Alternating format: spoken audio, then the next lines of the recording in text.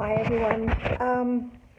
I am doing the next video for making basic pasta, just a 3-ingredient pasta.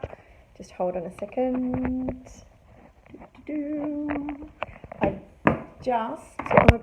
I'm about to have the alarm go off in 7 minutes. Whether you guys can see that or not, that looks backwards. There you go, 7 minutes to show, to let me know that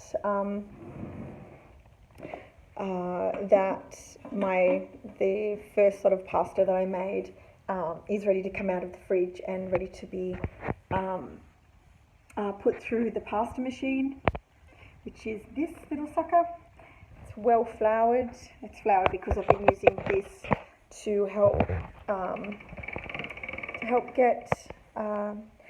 get the consistency right of the first lot of pasta. So yes, anyhow, so I'm going to keep going with this now, and hopefully within 7 minutes you'll hear it go off. You'll hear the alarm go off. Okay, so I'm going to place you guys down here. So up against. Hold on a second. That's my. There you go. Try again. Okay, so the pasta, basic pasta recipe with no egg this time. The ingredients is flour, 3 cups or 500 grams, oil, 2 tablespoons, water, 1 cup or 220 ml, 225 ml. Okay, there is, where the eggs are concerned, the ratio for flour is different. It's just a 5-minute alarm.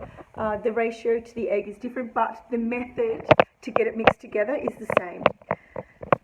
There is quite a lot of kneading. I can't knead currently because my shoulder dislocates very, very easily, and this one partially dislocates quite easily due to an old injury from the past. So I've been using the machine. Now this looks like an expensive little piece of work. You can get pasta machines that go for like $25. Often grandma will have a pasta machine, but if you don't, you can still make your own pasta at home. You don't necessarily need to have one of these pasta machines. It will just take a little bit longer for you to be able to do it. You can use one of these. So it's just one of these rolling pins. Also, I've seen nonnas use fine doweled wooden dowel that's a little bit longer. It's a little bit longer than this. I think this is like 40 centimeters or something like that. But a little bit longer dowel to roll out their pasta.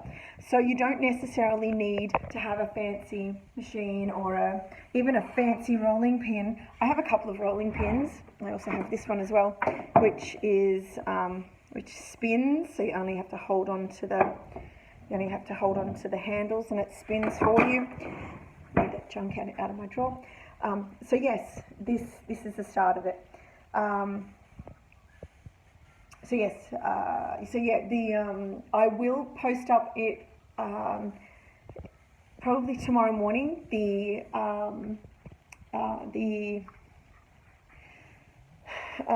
recipe for the basic egg pasta, and also just in regards to storage, your storage for your pasta. It's best to cook it straight away. So in the afternoon, so in the morning, because I did a video earlier about making basic bread. Your basic bread, you can get up earlier, like 15 minutes earlier in the morning. Combine your yeast, your sugar, and your lukewarm water together before you have a shower. Get your ingredients out on the bench and then go for a shower. And sorry, I've got the hiccups. So you can make it really early during the day, and hopefully you can make it before the kids get up, or maybe you can make it while the kids are getting while the kids are waking up, and they can help you make it. But all up, if done back to back properly, it would only take a couple of hours for you to make bread, to have fresh made bread. So yeah, getting on to the pasta. This is the first step of the pasta. So what we're going to do, I'm not sure. I'm just going to move everything over here so you guys can see. So what I've done with this, with the flour. Now this is a mixture of plain flour and normal flour. The only reason why this is because it's the flour that's left over. I collect the flour that's left over after after you've used packets of flour and you've got like dobs of flour left. I've been using those. So this is a mixture of flour that's about 6 months old up to date. So yes, so what I've done is I've measured out the 500 grams. What I've done is I've taken a scoop of the flour and put it aside. The reason why I've done that is because the first lot of pasta I made was dry. It was too dry. When you're kneading it, it needs to be a little bit tacky, because to keep it together, yeah. So, getting back to it, so I've got probably 450 grams of mixed flour in here. I've also got 2 tablespoons of oil. Like I said before, I will, hold on a second.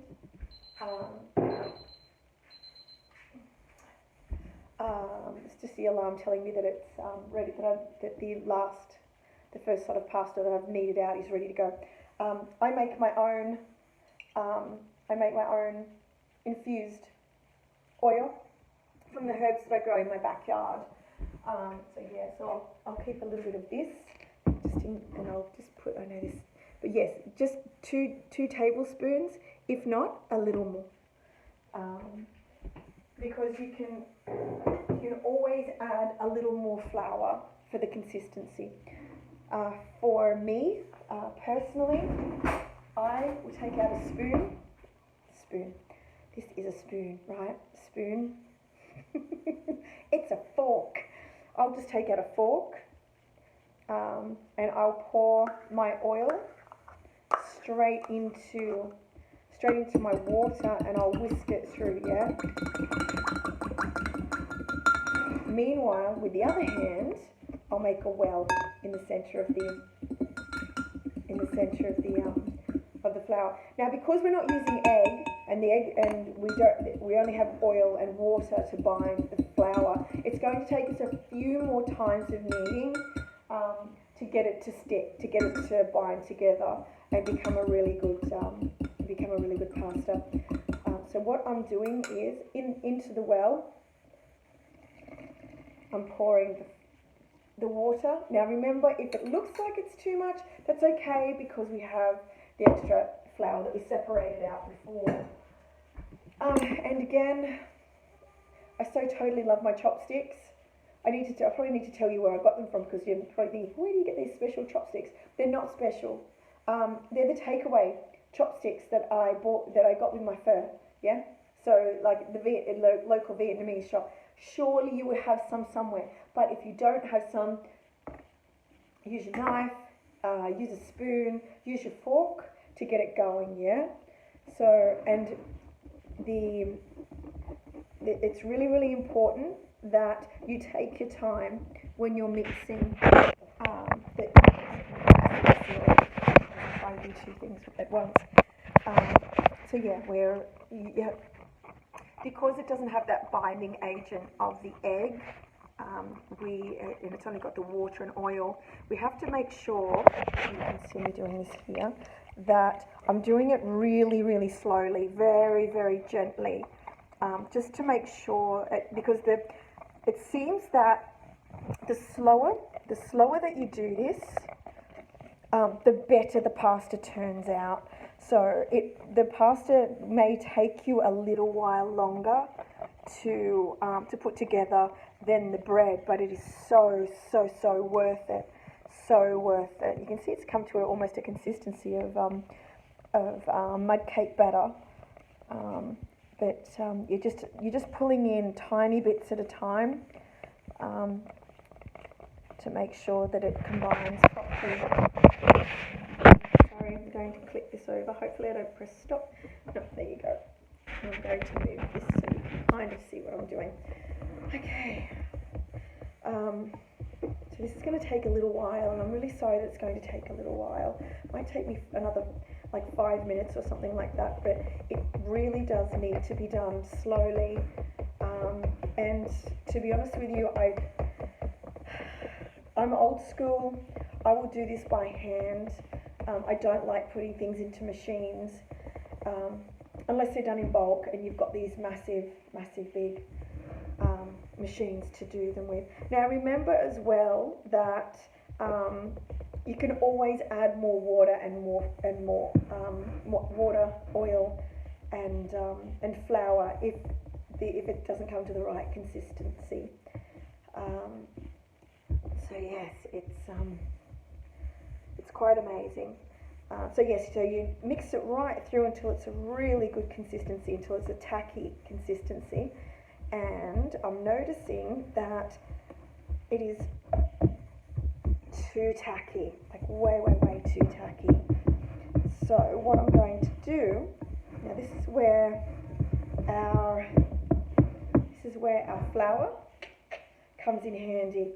A really fat pinch, like a massive fat pinch, yeah, over the top. This is about the stage where if you're going to have, if you're going to flavour your pasta, so if you're going to put like basil or parsley or marjoram is that how you say it? Rosemary. Rosemary is really nice in your pasta, especially if you're having lamb dishes or chicken dishes. So you can see how super tacky that is, yeah? Like it's like a really thick, dense banana cake. So we're going to go a little bit further, whack some more in. By the way, this flour has been sifted through this sucker. I do have a sifter with a handle that, I think I have both. One that goes around and one with a handle that you squeeze. But I prefer that. I prefer the sieve because I've got more control over it, and if need be, I can use a spoon to help press through. And the reason why we sift, or the reason why we used to sift, is because back in the day, when bread was made at home, cakes were made all at home and not bought from Coles or Woolworths, it was, they had weevils. We have weevils. We have such things called weevils. They're those, and weevils are the larvae of the moths that eat your food, your flour, your cookies, like anything they seem to get their hands on. I don't know too much about them, but I just know that they're a pest, and they're creepy crawlies. I'm not big on creepy crawlies. Okay, so it's now to a point where the dough isn't going anywhere. So I'm going to remove the chopsticks, and what I'm going to do is I am going to take my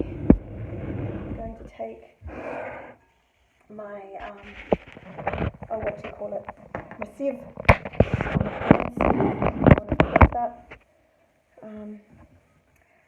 and pour some of the flour, because I'm dusting. I need to dust you always have to make sure that the surface that you're putting your dough onto and your hands need to be dusted, yeah? So to pull that away, to dust it, rolls it out, yeah? Get as much as you can, as much out of the bowl as you can, because there are going to be times when things are tight for us during this incredible time that we have. It's almost like a reset of our communities, right? Okay, so we can see, like right now, it's super easy to get this rolling. Also, I wanted to just in regards to how to knead. I normally can't do this when it's really hard to knead, so when the dough is stiff. But now that it's soft and it's pliable, I can give you a really quick idea on how to knead and what the process of kneading is. Okay, so what we're going to do with our right hand is dig under and scoop up the dough and roll it on top of the dough that's in front of you. As you hold it there, you put your left hand in front of your right hand and stretch it out. Yeah, and swap and come around again, lift and press. Yeah, and you can swap around. You can lift with your left or you can lift with your right. Yeah. I do believe that this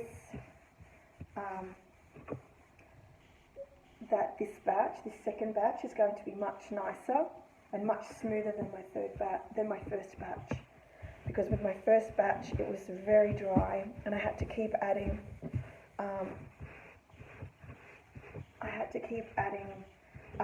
Water and oil because it was just way too dry.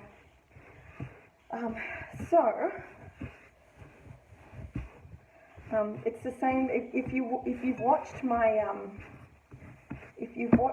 my bread making, my basic bread making video, you'll see that I use my forearms, my hands, wrists, and forearms, because again, too much of this causes me problems with my shoulders. So this is probably really good for people who have injuries to their shoulders, yeah, or injuries to their wrists. And notice that when it gets, take notice that when it gets tacky, when it starts to really stick to your hands, it's normally about then that it needs flour, yeah, because you don't want it caking onto your hands, yeah, because it's icky. I don't really like that sort of stuff. But yeah, this is really exciting. I'm really glad that I'm able to do this.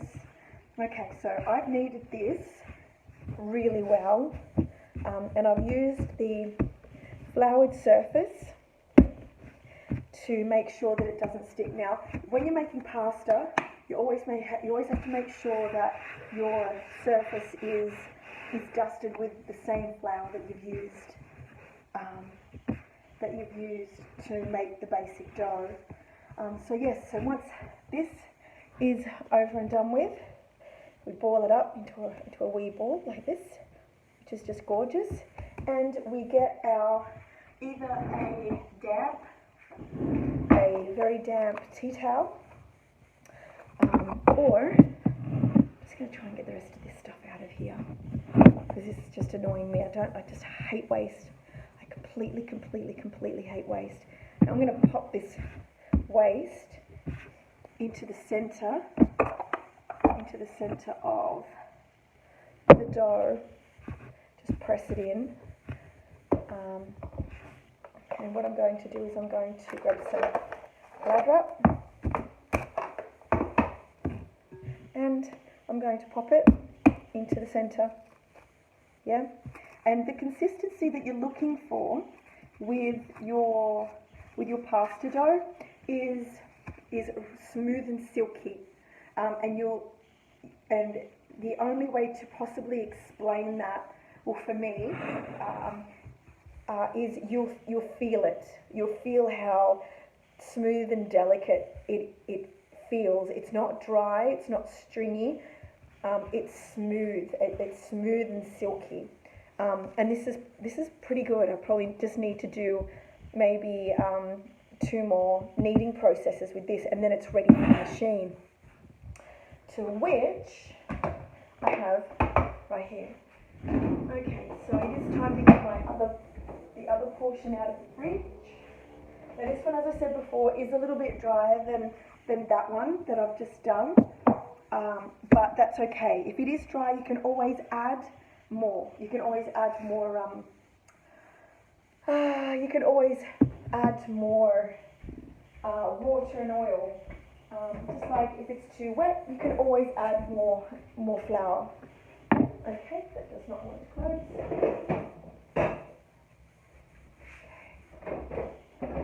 Okay.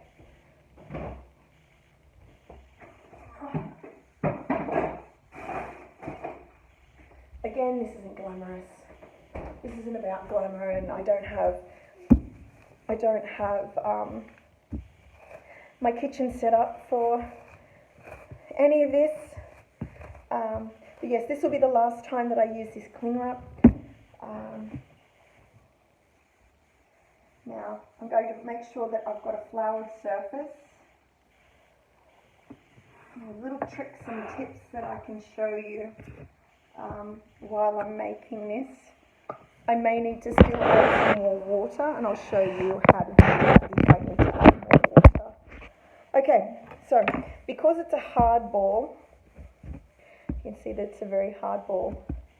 What I'm going to do is I'm going to split it into portions, yeah? Split it into portions. It's about the size of a baseball. I'm going to, I was cutting it before, but then I just realised it's dough, dude. It's dough.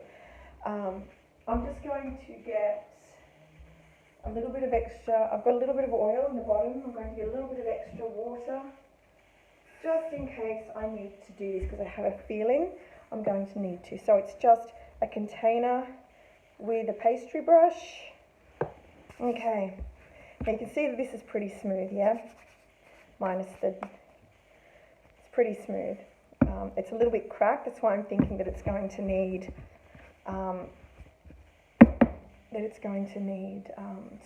some fluid. Okay, so what we're going to do, we get it into a bit of a pattern, a bit of a shape that kind of looks squarish. We just press it out with the ball of our hand, and once we've set this up, I'm just going to see if I can smooth this around so you guys can see exactly what I'm doing. We always start on the widest setting because we don't want to overload the machine, yeah? And if we can, use our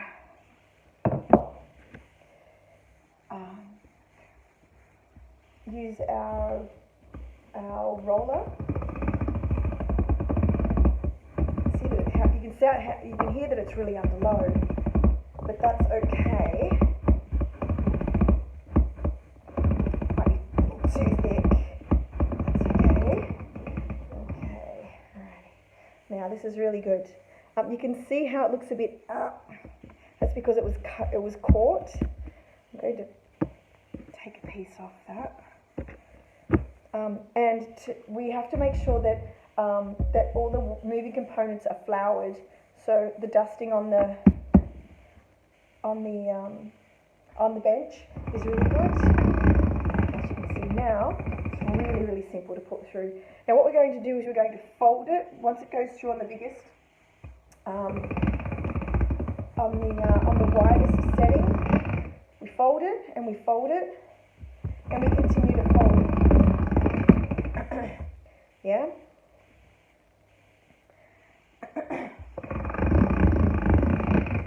You do that about 8 times, yeah?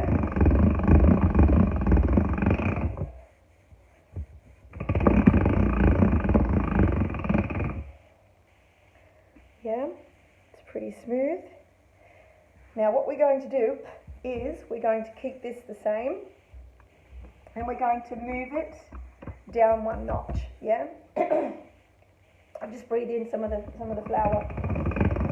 So yeah, this is the machine automatically thins it out before and that's going to happen as well. Because of my shoulder, I've used the machine quite a few times to knead the dough rather than kneading it. And as you can see, this is what happens if you don't flour, if you don't keep your product dry. It sticks to the rollers. Yeah. Okay. So what I'm going to try to do. I'm just going to do it once. Here, you can also use this for lasagna sheets as well, and I'll show you how to do that out of this, because the pasta dough is exactly the same from your bows, from your spaghetti, and you can use the same dough for fettuccine, but you've also got all your different types of doughs and stuff like that. Okay, so you can see it getting longer. So I'm going to move it down another notch.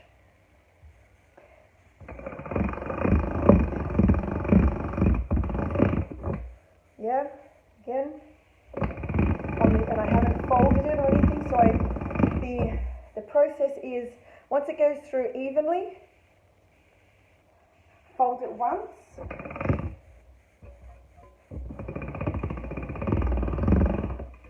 You have to always make sure that we catch it underneath, yeah? And you can see it's a little wider. Do it again.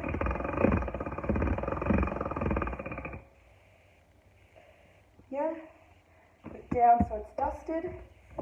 Hold your handle in so it doesn't fall out. And down another notch. You'll see the notches on the side. Okay.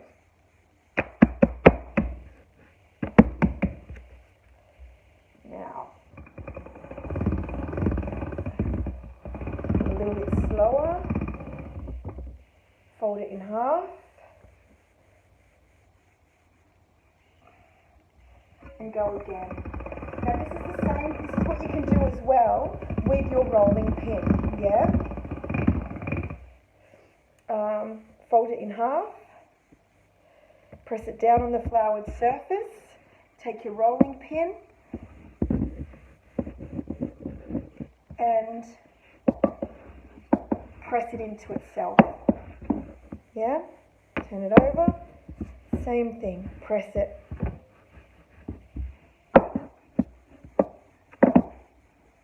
Yeah, perfect, and it will go through perfectly, really easily.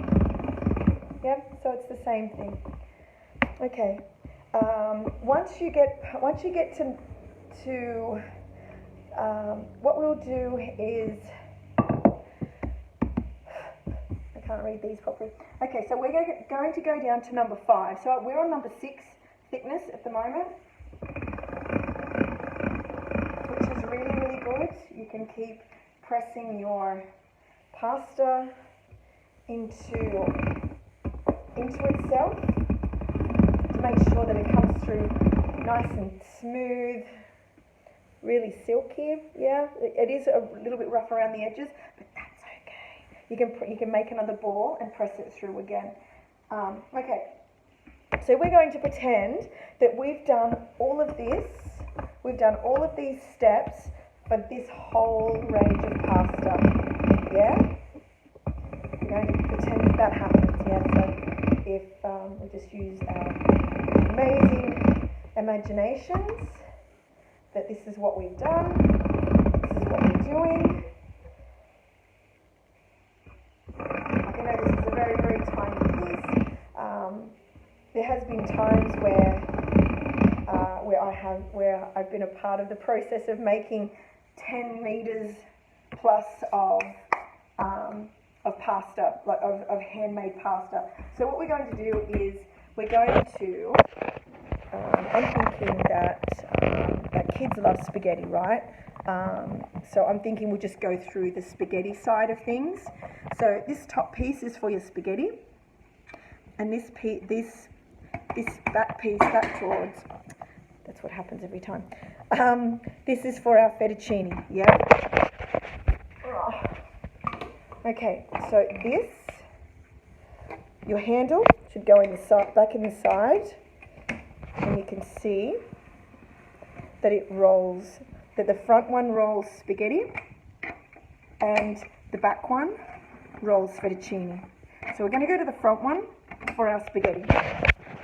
So what we're going to do first is we are going to go down to number 2. I'm going to take the edge bit off, change the handle out. Now we have to make sure that we're doing this slowly. We're not pulling it, we're not forcing it through, we're just letting it do its own thing, yeah? Roll it slowly and we reach under. Oh, hi, you're looking at my modem. There you go. So what we're doing is, I'm going to do this again a little quickly. So what we're doing when we're on number 2 is we're holding, is that we start rolling first, place the pasta down over the top and let it catch naturally. Yeah, so let it catch between the rollers naturally. And you're doing it slowly, at least to start with. We're not pulling it through, we're not forcing it through, we're just holding it in place to make sure that our pasta doesn't break, it doesn't stick. So we're not forcing it through and we're not pulling it through. Okay, so we're going to swap back over. I know that this is a little bit hard because I don't have like a camera up here for you guys to watch, but it's the best I can do right now, and to help you guys out. In regards to this piece, going through the, because I'm going to halve it, just halve it. Now remember, you can always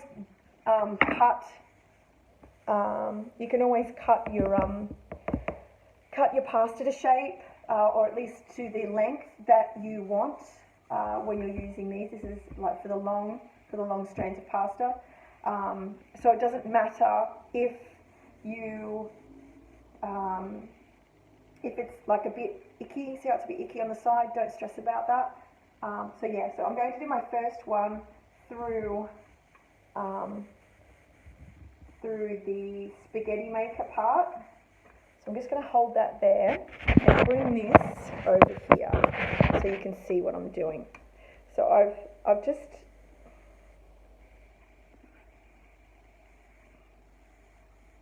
take that off, feed that there. So what I'm going to do is I'm just going to place it on, yeah? Place it on, and we're going to feed it to there, to that point, yeah? So, switch it over. Just holding it there is all it needs, because when you roll the when you move the handle, you can see, and it's nice and slowly, there is your spaghetti. Beautiful, isn't it? Absolutely beautiful. And yes, it may break, but that's okay, because this isn't a Michelin hat restaurant. This is for home. This is for our kids. And this is probably something that your kids will really love to do. So there you go. There's your spaghetti, guys. Beautifully floured. You can cook it immediately, or you can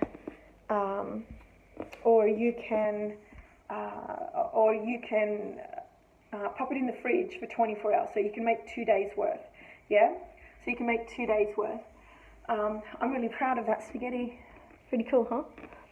And you could also use this for Asian noodles as well. So like if you guys are really keen to make ramen noodles for the kids at home, it's this. This is what you're doing.